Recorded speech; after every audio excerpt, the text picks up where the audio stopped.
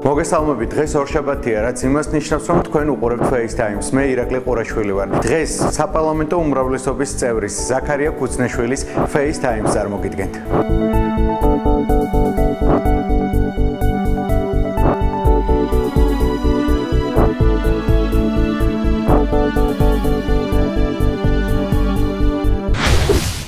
მოგესალმებით, ძალიან დიდი მადლობა, რომ ხართ ჩვენი გადაცემის სტუმარი.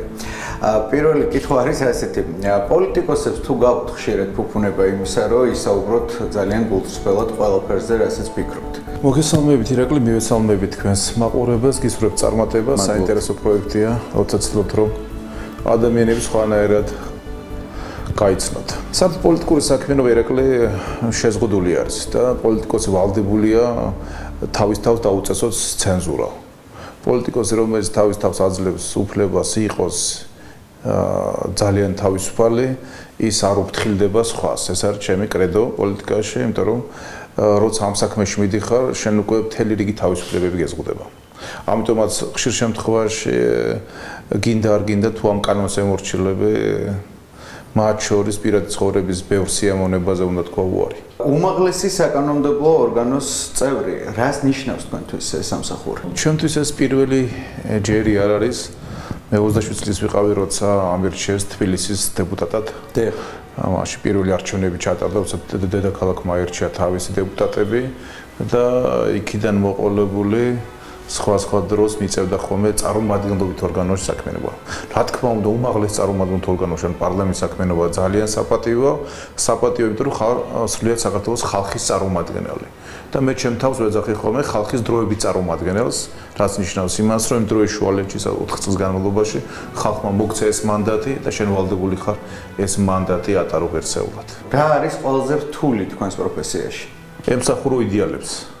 რომ ადამიანი, რომელიც პოლიტიკაში შემოდგავს ფეხს, მით უმეტეს თუ ის ხელისუფლების ნაწილია, მას აქვს მუდმივი კონფლიქტი იდეალებსა და რეალობას შორის. იდეალი შიგნიდან მოდის, მას უძღვნი ადამიანის ცხოვრებას, რეალობა ყოველდღე არის, აი ამ ქუჩაშიც რეალობა არის. და შესაბამისად ებრძვის ადამიანში ეს ორი რამე. შენ იდეალები და რეალობა და მთელი ხელოვნება სწორედ მაგაშია, რომ შეძლო რომ არ დაანგრიო შენი შინაგანი სამყარო, თუ უღალატე შენ შინაგან სამყაროს. მე უკვე ძალიან რთულია, რომ თუნდაც რეალობაში ემსახურო ხალხს. ქუთაისში ცხოვრება არ არის რთული? სხვათა შორის არა, ირაკლი, იცით რა, საოცარი ქალაქია ქუთაისი, საოცარი სტუმართმოყვარე ხალხი არიან ქუთაისელები და ქუთაისის ყველა ქუჩაში ვეთქვენ გალაქტიონის ლანდია. თურმე როცა ქუთაისში ეკოროდასიო მერი შეყვარებია მაშინ გალაქტიო ტიციანის ლანდია და ძალიან ბევრი ცნობილი ქართველი მოღვაწის ლანდია არის ქუთაისის ქუჩებში დადიხარ. ასე რომ ქუთაისი საოცარი ქალაქია, მათ შორის მეგობრული თვალსაზრისით. შენ კი როგორც დაძარი გეხარ ქუთაისო. სხვადასხვა კადრები არსებობს, სადაც ბევრი ცხოვრობთ ერთად, დღესაც გრძელდება ეს ყველაფერი. კი, სადაც 7 ადამიანი ცხოვრობთ ერთად. Подъем в 9 утра, потом легкий завтрак, очередь варить кофе сегодня за Дмитрием Хундадзе. За столом собираются все вместе, благо есть общие темы. Все-таки коллеги, депутаты республиканского парламента. К тому же у всех одинаковые партийные билеты от грузинской мечты. Впрочем, после переезда в Кутаиси коллективно обсуждают не только дела государственные, но и проблемы быта. დღეს მდგომარეობით მას შემდეგ რომ ჩავიქნიეთ ხელი თბილისში დაბრუნებაზე, ნაწილი გადავედით დროებით საცხოვრებლად სასტუმროებში, ნაწილი აგრძელებთ ცხოვრებას ესე ვთქვათ коллективურ სახლში. Этот дом депутаты сняли на 4, 250 квадратных метров, 6 комнат. Подобрать костюм дело непростое, но к концу рабочей недели выбирать практически не из чего. Вся одежда в стирке. Сегодня наверняка я надену серый пиджак. Серый пиджак. До работы стараются добираться тоже вместе. Экономят деньги на транспорт. სოციალისტურ პარტიასთან დაკავშირებით მინდა გკითხოთ, თქვენი პოლიტიკური კარიერა იწყება სწორედ ვახტანგ ჩაულიშვილის პარტიით. როგორ გაიხსენებთ ამ პერიოდს? ძალიან კარგად. 25 წლის ვიყავი, როცა ბატონო ვახტანგიმ შეუმთავაზა ჩავდგო მოდი სათავეში ახალგაზრდა სოციალისტების გაერთიანებას, ახალგაზრდა სოციალისტთა კავშირს და მეოთხე ერთი პირობა მაქვს. თუ იქნები თავისუფალი ჩემს განწყობილებებში, იმიტომ რომ მე არ შემიძლია კარნახით ცხოვრება. მე ვიცი პარტნიორობა რას ნიშნავს, მაგრამ კარნახის ქვეშ ცხოვრება არ შემიძლია. მინდა გითხრათ, რომ ვახტანგმა მომცა მაშინ ეს თავისუფლება.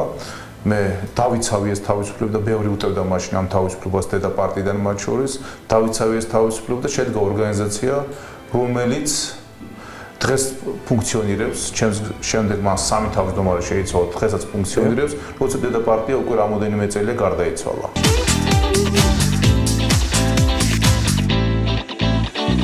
ზურაბ ადეიშვილის ჯგუფელი ბრძანდებოდით, მეგობრობდით კიდევაც, ბოლომდე მიყვათ ეს მეგობრობა? ნუ მე არ ვიყავი ზურა იყო ჩემი ჯგუფელი, იმიტომ რომ ზურა ჩამოვიდა ჩვენთან თბილისში სასწავლებლად და ცხოვრებლად. მე და ზურას და არა მარტო მე და ზურას, ათეულობით ბიჭს და გოგონას ერთად გვაქვს გატარებული სტუდენტობის 5 წელი.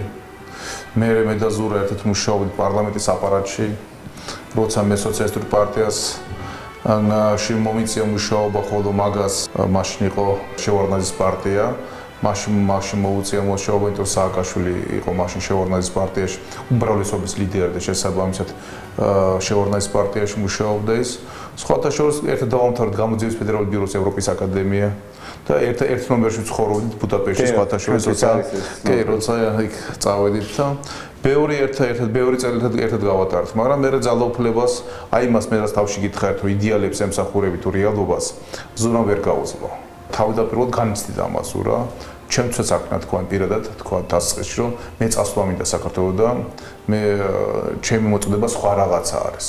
და ვარდების რევოლუციის შემდეგ და დიდი ძალაუფლების გადაცემის შემდეგ ამ ბიჭმა დაკარგა წონასწორობა, იქცა უბრალო ჩამოსული პატიოსანი ნიჭიერი ახალგაზრდიდან ერთ ძალაუფლებაზე ჩაჭიდებულ, გაბოროტებულ ადამიანად, რომელიც ძალაუფლება გამოიყენა საკმაოდ ბოროტად. და ამიტომაც არის დღეს მდგომარეობით, რომ ის არის დევნაში. მინდა გადავიდეთ ოჯახზე, ყავთ ორი შვილი და მეუღლე.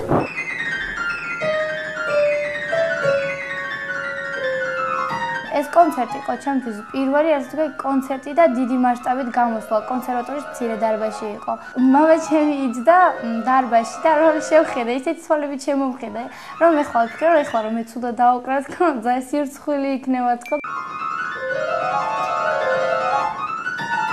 როგორი მამა ხართ? ძალიან ცუდი. რატომ? ძალიან ცუდი ვარ, მამა ვარ ირაკლი, იმიტომ რომ ფაქტიურად რაც მამას ევალება თუ რაც მამას მოეთხოვება, ამ ნაწილში მე კრიტიკას ვერ უძლებ. მესამე კლასში ჩააბარა ნიჭიერთა ათწლედში და ძალიან გახარებული იყო, რომ მან ის რაც ჩაიფიქრა, წარმატებული ნაბიჯი გადადგა. როგორი მეუღლე ხართ?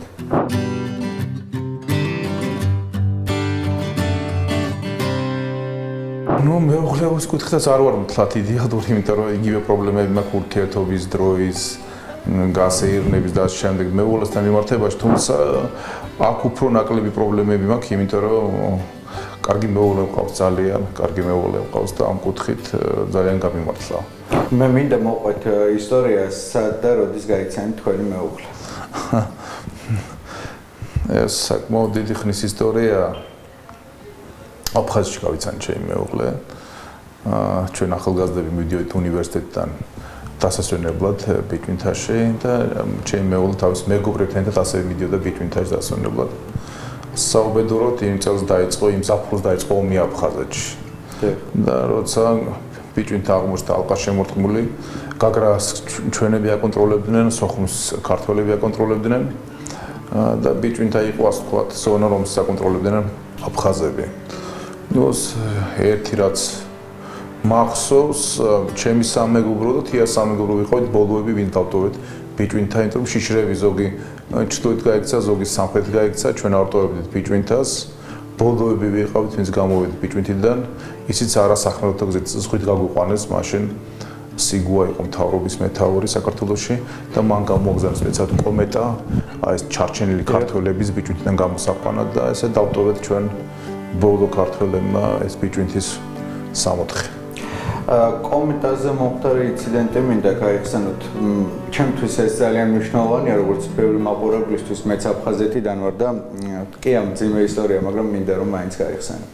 წარმოედგინეთ ომია, ქართველები ვტოვებთ საკუთარ მიწას და ვიღაცა კაპიტანი მაიმუნი ცდილობს რომ ფული იშოვოს ამ გაუბედურებულ ქართველებზე და მაშინ მე და ჩემო სამეგობრო ერთი ცელოფანი ფული შეაგროვა ამ კაპიტანმა, ვისაც გამოყავდა ქართველები იქიდან და მე ჩემი მეგობრები შევედით და კაპი დაუბრუნებით ეს ფული ყველა მგზავრისთვის, იმიტომ რომ ჩვენ ვთხარით რომ არ მოგცემთ უფლებას რომ ქართველების უბედურებაზე შენ იხეირო და შესაბამისად მას თავიდან ვიფიქრა წინააღმდეგობის გაწევა, მაგრამ მე მივხვდა რომ ჩვენ არ ხუმრობდით და არ ვაპირებდით რომ დაგვენებებია ამ კაპიტნისთვის ესეთი საქციელი. როგორ გამოუწყდით სიყვარულში პირველი ნაბიჯთან გადადგეთ? სხვათაშორის ამაში თია არის ყოჩაღი, პირველად მაგან ამიხსნა სიყვარული ჩემმა მეუღლე, ესე გამოვიდა საინტერესოდ, თუმცა მე უფრო მართავდი ჩემს ემოციებს და თავს და მე თია გამომიტყდა ცოტა მოგვიანებით რომ შენ შეძელი რომ მე მეთქვა ის რა შენ გინდა და გეთქვა ჩემთვის. ასე რომ აქ პატარა იურისტობა გამოვიყენე და ამ კუთხით მას მოუწია პირველად სიყვარულის ახსნა. როგორი ურთიერთობა გაქვთ დღეს გაძლევთ რჩევებს თქვენს პროფესიასთან დაკავშირებით? სხვათა შორის თიამ შეძლო ის, რაც ვერ შეძლო ბევრმა ახალგაზრდა გოგონამ. მან შეძლო თავისი არაგამოყენებითი პროფესია, ის არის ეკონომ-გეოგრაფი და მისი პროფესიის მატარებელი ადამიანები აბსოლუტურ როლს უყურებს გეოგრაფიის მასწავლებელი. და თიამ შეძლო რომ საპატიოა, ძალიან საპატიოა გეოგრაფიის მასწავლებლობა, მაგრამ მან შეძლო პროფესიას პირდაპირ ნიშნით ემსახურა საკმაოდ წარმატებული მეწარმე გახლავთ, მან ის ფთობს ეკონომიკის გეოგრაფიას სრულად, აქვს ლოჯისტიკური კომპანია თავის მეგობრებთან ერთად და საკმაოდ წარმატებულია ყველა დროში, წინა დროსაც კარგად მუშაობდა, დღევანდელ დღესაც კარგად მუშაობს. მისი პრინციპია, რომ მაქსიმალური სარგებელი კლიენტს. მე თიათი ამ კუთხით ვამაყობთ, რომ მან შეძლო მამა დაეხმარა თავდაპირველ ეტაპზე, მამას დახმარება გამოეხატებოდა იმაში, რომ მამას კომპანიაში მუშაობისას მან შეიძინა ის უნარჩვევები რა ჭირდება საქმიან ქალბატონს და მე დამოუკიდებელ განავითარა და ასე რომ ამ კუთხით თია საკმაოდ წარმატებულია. რაც შეეხება რჩევებს, თვითონ ვერ მიბედავს ჩემს საქმიანობაში ჩარევას, იმიტომ რომ მე მაქვს ეგეთი პრინციპი, რომ ყველამ თავთავის საქმე უნდა ვაკეთოთ, თუმცა არის ხოლმე საკითხები, რომელიც ექვემდებარება განსაჯაროებას. არის საკითხები, რომელზეც უკვე რაც ყველამ იცის, მათ შორის შენი ოჯახის წევრებმაც უნდა იცოდეს და ამას არც უმალავ ხოლმე ოჯახში. ხშირად საუბრობენ თქვენს ჩაცმულობაზე, ვინ გირჩევთ ჩაცმის სტილს? მე მიყვარს იტალიური სტილი ძირითადად და მეხმარება მეუღლე. ეხლა წამოგვიზარდა უკვე ჩემი ქალბატონი, ქალიშვილი. 18 წლის ხდება ის მალე სულ ერთ თვეში და შესაბამისად საკმაოდ კარგი, ასე ვთქვათ, დამხმარები მყავს ოჯახში მეუღლის და ქალიშვილის სახით. გააქვთ კონკრეტული საყვარელი ბრენდი, რომელიც ხშირად დომინირებს თქვენს დასაცმელში? კი, არის რამოდენიმე ბრენდი, ძირითადად იტალიური ბრენდებია ესენი და შესაბამისად მე ვცდილობ ხოლმე რომ ამ ტიპით შევიმოსო. თუმცა ვამბობ, რომ მოდაში მთავარია ჩაიცვა ის, რაც გიხდება. არაერთად მნიშვნელობა არ აქვს იტალიური იქნება, გერმანული იქნება თუ ფრანგული თუ სადაურც არ უნდა იყოს. მთავარია ჩაიცვა ის, რაც გიხდება. როგორი ბავშვობა გქონდათ? ჩვეულებრივი ბავშვობა მქონდა. მშობლები, როგორც ყველა ქართველი მშობელი, იკლებდა ყველაფერს და არ გვაკლებდა არაფერს მე და ჩემ ძმას. არც განათლება და გვაკლეს, არც არაფერს არ გვაკლებდნენ მატერიალური თვალსაზრისით და ერთი თვისება ქონდა მამას და ეხლაც აქვს მამას ეს თვისება, რომ ბავშვობიდან გვეკითხებოდა ას მე და ჩემ ძმას. და მე და ჩემი ძმას უყურთ გაკურებული ვიყავთ, ირაკლი რომ ამხელა კაცი რატო გვეკითხება ამ ლაწირაკებს რაღაც საკითხზე აზრს. და იუმორით გადავხედავთ ხოლმე და ჩემი ძმა ივერი ერთმანეთს რომ თქვა რაღაცაზე ვკითხავდა ას. მე რომ გავიზარდეთ მივხვდით რომ მამა ამით დამოუკიდებელი გაწყვეტილების მიღების უნარს გვიმუშავებდა. ამან ისე გამოგვიმუშავა ჩვენ დამოუკიდებელი გაწყვეტილების მიღების უნარი, რომ არც ჩემი ძმა გაყო მამა ჩემის პროფესიას და არც მე გავყევი მამა ჩემის პროფესიას და დედა ჩემის პროფესიას. არაფერი არ შეუცხადებიათ და არც უჩხუბიათ, მაგრამ ამ დამოუკიდებლობა როგორც იტყვიან, ჩემი ძმა თავის დამოუკიდებელ გზას დააყენა და მე კიდე ჩემ დამოუკიდებელ გზაზე. დედა თქვენი პირველ ექსპერიმენტულ სკოლაში 20 წელი ასწავლიდა, შემდეგ თქვენი პოლიტიკაში მოსვლამდე მოხდა რაღაც გარკვეული კონფლიქტი, რის შემდეგაც დაატოვებინეს მას, როგორც ვიცი, სკოლა დღეს ისევ აღადგინეს. 2008 წელს, იმავე ბედი წელს მოგახსენებათ დაიწყო ომი, დამიჭირეს მამა და შემოდგომაზე გავამიგდეს დედა სამსახურიდან და ეს ჩემთვის ეს 2008 წელი იყო საოცრად მძიმე წელი, რომ საქვეყნო უბედურება, ოჯახური პრობლემები, დედაც კი უმაღლეს კატეგორიის პედაგოგიც კი გამოუშვეს სკოლიდან იმის გამო, რომ იყო პოლიტპატიმრის მეუღლე და ზაქარიას დედიკო. თუმცა ქუსნაშვილები არ ვნებდებით და არ ყოფილა ბრძოლა, რომელიც ქუსნაშვილები დაგვეწყოს და არ მიგვიღოს. დავიწყეთ დავა დედას განთავისუფლების უკანონობაზე. წავაგეთ პირველი ინსტანციის სასამართლო, შესაბამისად მე წამოვიდა მეორე ინსტანციის სასამართლო და საბოლოოდ ამ დროის პერიოდის გამო მოხდა 1 ოქტომბრის არჩევნების და სასამართლოებმა რო იტყვიან შეცვალეს ფირფიტა. და ის ადამიანები, ვინც იდევნებოდნენ უსაფუძვლოდ, ძალიან ბევრი ადამიანი დააბრუნეს სკოლაში, ეს არის ათეულობით პედაგოგი, ვინც ამ ნიშნით იდევნებოდა სკოლიდან დააბრუნეს სკოლებში. ხშირად ხვდებოდათ პრობლემები, როცა ოპოზიციაში იყავით? საერთოდ ოპოზიციური ცხოვრება ეს მათ შორის პრობლემები ცხოვრებაა და მინდა გითხრა ირაკლი, რომ ხელისუფლებაში ყოფნა კიდევ უფრო რთული ყოფილა, ვიდრე ოპოზიციაში ყოფნა არის. ვერ წარმოიდგენთ თქვენ, როგორ განვიცდი ხოლმე, როცა ქვეყანაში რაღაცა პრობლემა გაჩნდება, ან რაღაცა უბედურება მოხდება. რომ თუ სინდიცი გაქვს და ნამუსი გაქვს, შეუძლებელია ამას ყველაფერს უყურო მშვიდად, როცა რაც ჩვენ ქვეყანაში ხდება. ასე რომ ჩვენთან ჯერ კიდევ არ არსებობს ის კულტურა, რომ ოპოზიციის მიერ ნათქვამი, თუნდაც კონსტრუქციული აღებული იქნას და გამოყენებული იქნას, მაგრამ აქვს ერთი პლუსი ოპოზიციაში ყოფნაზე, პასუხისმგებლობა არ აქვს და განსხვავებით ხელისუფლების წარმომადგენლისგან თავისუფალი ხარ აი მორალური და პოლიტიკური პასუხისმგებლობისგან. ასე რომ თქვენი მთავრობა არ იყენებს ოპოზიციის რჩევებს? შიგადაშიგ ვიყენებთ, მაგრამ სამწუხაროდ ჩვენ არ შეხვდა კარგი ოპოზიცია. ერთ-ერთი რაც გამოიყენეთ ნაციონალური მოძრაობის წარსულიდან ეს იყო მასობრივი კორუფციის წინააღმდეგ ბრძოლის შენარჩუნება. მხოლოდ ნაციონალურ მოძრაობას თვლით ოპოზიციად? სამწუხაროდ პარლამენტში ასე არის. ეხლა თავისუფალი დემოკრატები შეემატნენ მათ პარლამენტში. რა თქმა უნდა არის პარლამენტის გარეთ ოპოზიცია, მაგრამ პარლამენტში ეს სიტუაცია არის. ასე რომ მე 16 წელს ველოდები, რომ საქართველოს ეყოლება ახალი კონსტრუქციული ოპოზიცია, რომელიც უფრო მყარად იქნება მხარდაჭერილი საზოგადოების მხრიდან, რომ ოპოზიცია ქვეყნის განვითარებას ჭირდება. მე ყოველთვის დავრჩები იმ შეხედულების ერთგული, რომ ნებისმიერი ოპოზიცია არის მომავალი ხელისუფლება, თუ ის ჭკვიანო დაგიმოს თავის საქმიანობას, ასე რომ საქართველოს ჭირდება ახალი ხელისუფლება, ღმერთმა დაგვიფაროს, რომ ქართული ოცნება იყოს სულ ხელისუფლებაში. ეს არ იქნება სწორი. როგორ ფიქრობთ, რა შედეგს დადებს ქართული ოცნება საპარლამენტო არჩევნებზე? ეხლა ეს დამოკიდებული იქნება ალბათ იმაზე, თუ რა შედეგებით მივაღწევთ 2016 წლამდე. ანუ თავარი გამოწვევებიდან რაც ქვეყნის წინაშე დგას, ჩვენი ხელისუფლება როგორ შეძლებს მათ დამარცხებას. რა თქმა უნდა, იმ ხალხზე, ვინ ჩაიბარებს იმ საარჩევნო კამპანიას, რომელი კამპანიაც საერთოდ არსებობს ეგეთი გამოთქმა პოლიტიკაში, რომ საარჩევნო კამპანია, სწორედ წარმართული საარჩევნო კამპანია შეიძლება დიდი პრობლემები მოაგვარო. თქვენი აზრით, იგივე შემადგენლობით წარსდგება კოალიცია არჩევნებზე? ჩემი აზრით, გადახალისება ცუდი არ იქნება. იმიტომ რომ ხელისუფლებაზე პრეტენზიის მქონე ძალა ყოველთვის მზად უნდა იყოს გადახალისებისთვის. და მე გადახალისებას უც ვერაფერს ვერ ხედავ. ევროპული კურსის შესუსტებასთან დაკავშირებით ისმის ბრალდებები, ასევე ლარის მდგომარეობა. როგორ ფიქრობთ, ამ ყველაფრიდან გამოსავალი სად არის? ქართული ეკონომიკის შექმნაში.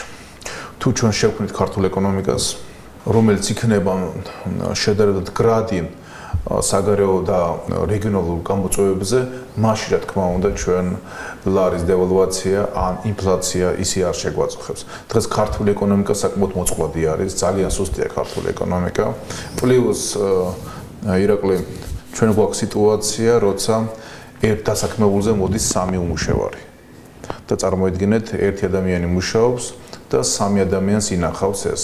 და ამ 3 ადამიანში არის ჯგუფის ადამიანები, რომელიც ჯანმრთელობის მდგომარეობის გამო, ასაკობრივი მდგომარეობის გამო, იძლებით გადაადგილების გამო, შეზღუდული შეძლებლობების გამო, სწავლის გამო არ აქვს საშუალება რომ პარალელურად იმუშაოს.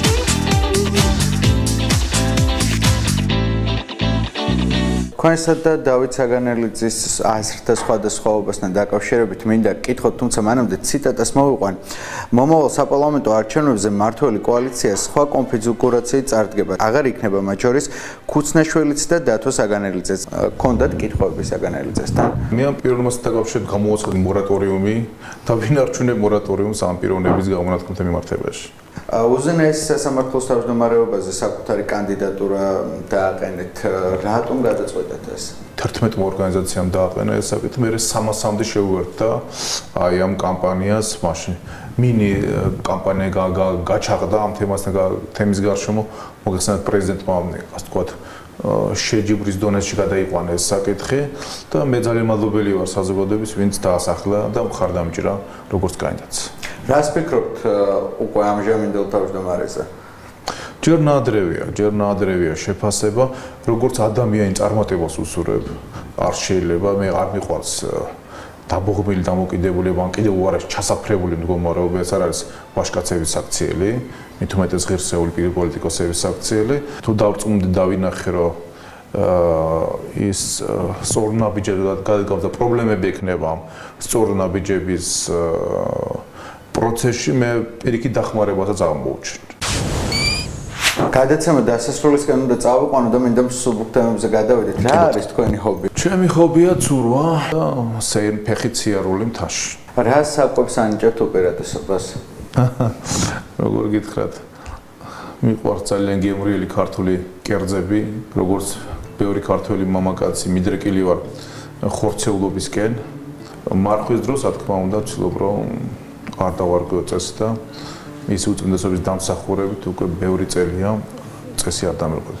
ურთიერთობა გაქვთ ხშირი? კი, მის უწმინდესობასთან მაქვს ხშირი ურთიერთობა. მოგეხსენებათ, მე ხელმძღვანელობდი 2007-2011 წლებში საპატრიარქოს იურიდიულ სამსახურს და პროფესიული დამოკიდებულება მაიძულებდა, რომ ამის ყოველდღიურ საქმიან კონტაქტში ყოფილიყავი მის უწმინდესობასთან.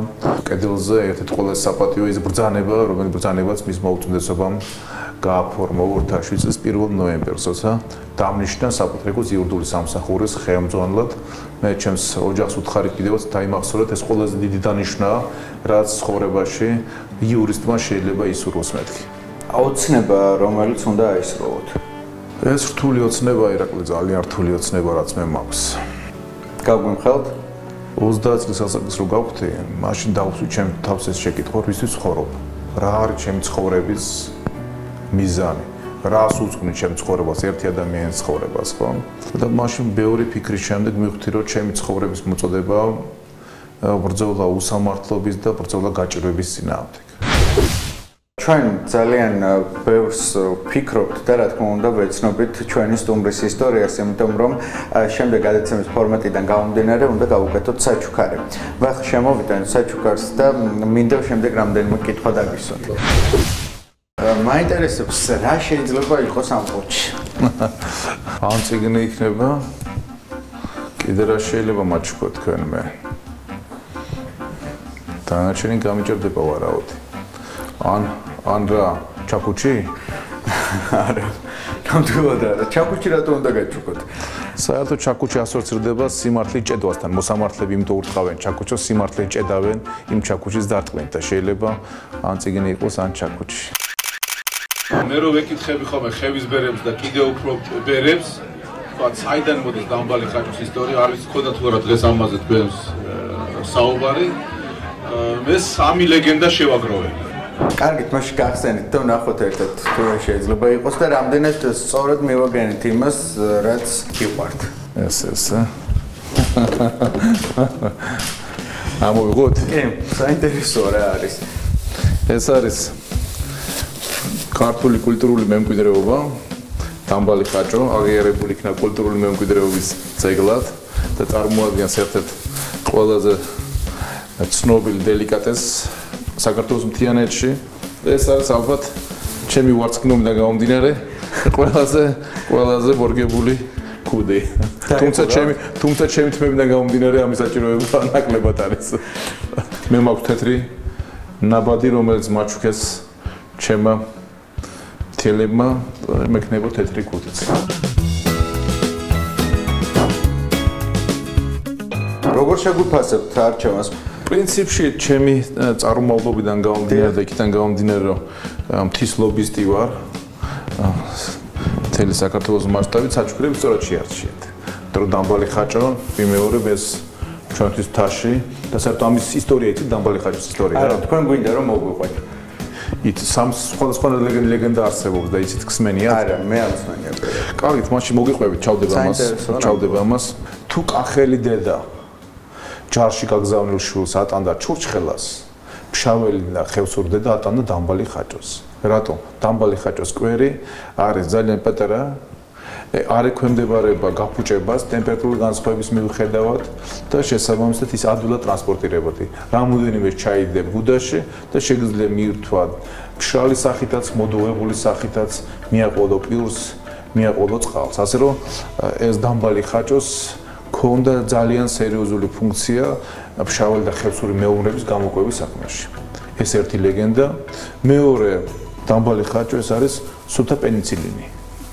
საკმაოდ დიდი მოცულობის პენიცილინი შეიძლება, ანუ ანტიბიოტიკია და შესაძლოა მისი მირთმევით ფაქტიურად დაზღვეული იყო ფშაველი ან ხევსური მწყემსი გაციებისაგან, თუ მას სისტემატურად მიირთმევდა. და მესამე ლეგენდა თქვათ რაც არსებობს, მოდი ვაჩვენო თქვენს მაყურებელს, მთაში როცა გაჩაღებული იყო წაწლობის ტრადიცია. ფშაველი ვაჟკაცი როცა შეარჩევდა თავის სწორს ან ხევსური, დამბალ ხაჭოს კვერს მიართმევდა და ამით აძლევდა ნიშანს, რომ მოდი ჩვენ ერთმანეთის წაწლები ვიყოთ. ასე რომ აი ეს სამი ლეგენდა არსებობს, ერთი მეომრებზე, მეორე მწყემსებზე და მესამე შეყვარებულებზე, რასაც უკავშირდება ჩვენი კულტურული მემკვიდრეობის ძეგლი. ძალიან დიდი მადლობა იმისთვის, რომ იყავით ჩვენი გადაცემის სტუმარი, წარმატებებს გისურვებთ. დიდი მადლობა.